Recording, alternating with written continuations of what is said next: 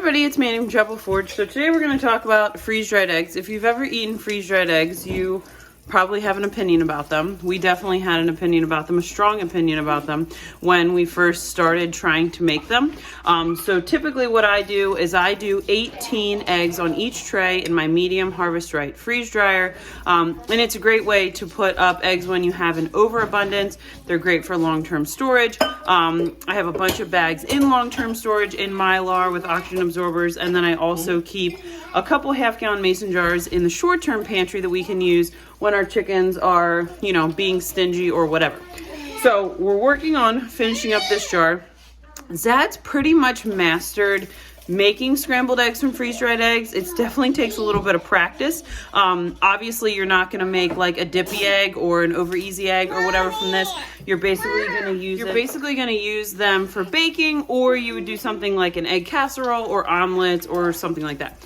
So yesterday we were making breakfast and Zad's like, I'm going to try these in the waffle iron, and they were the best. I mean, he's really mastered scrambled eggs from freeze-dried, but these are amazing. So I'm going to turn around to Zad. He's going to kind of tell you how he does this. Okay, so I think the ratios. It's supposed to be 2 tablespoons of egg powder to 2 tablespoons of water equals 1 egg.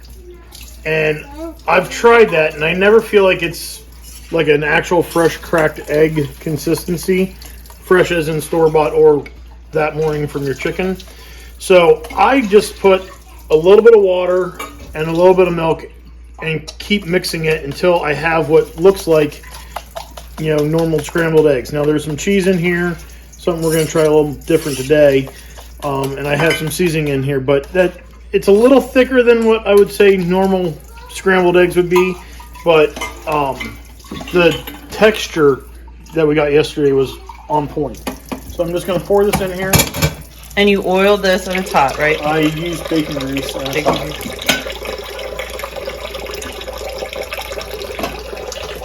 Zuzu loves to play with the sink. Don't mind her morning hair. This entertains her while we work in the kitchen. Hi, Zoo. Kind of spread it out so that you have like the full waffle of egg. Zuzu.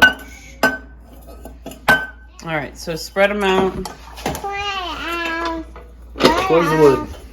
And that's it. And then they're going to puff up here in a little bit, and then you just pull them off like waffles, and they're like fluffy. And yesterday we put guac on them. They were so good. So you can see they've only been in here for maybe less than a minute, and they're puffing up. They take like no time at all, and then they shrink back down. Look how fluffy that is. Yeah, the texture is just amazing. And that's always the issue with freeze-dried eggs, is the texture was always like kind of grainy, and you know, like I said, Zad had kind of mastered it and gotten it down, but this is even better.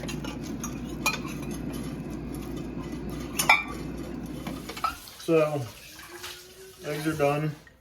I'm going to cut this one in half for the littles.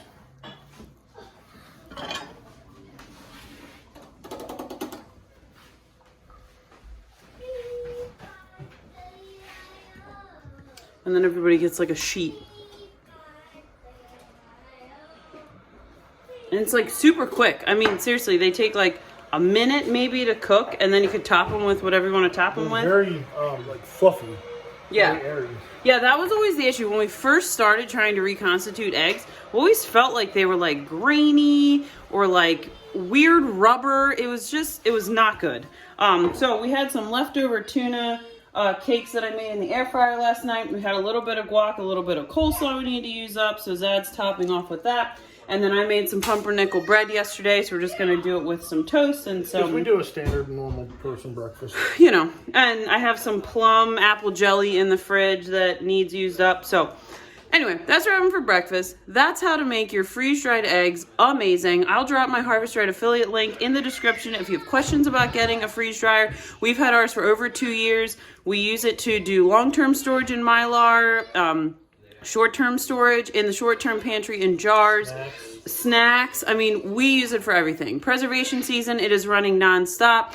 We use it in the winter to unload things from the freezer to make freezer space. So it has been well, I know they're expensive, but it has been well worth its money. So if you have questions about any of this, let me know. We'll see you guys next time.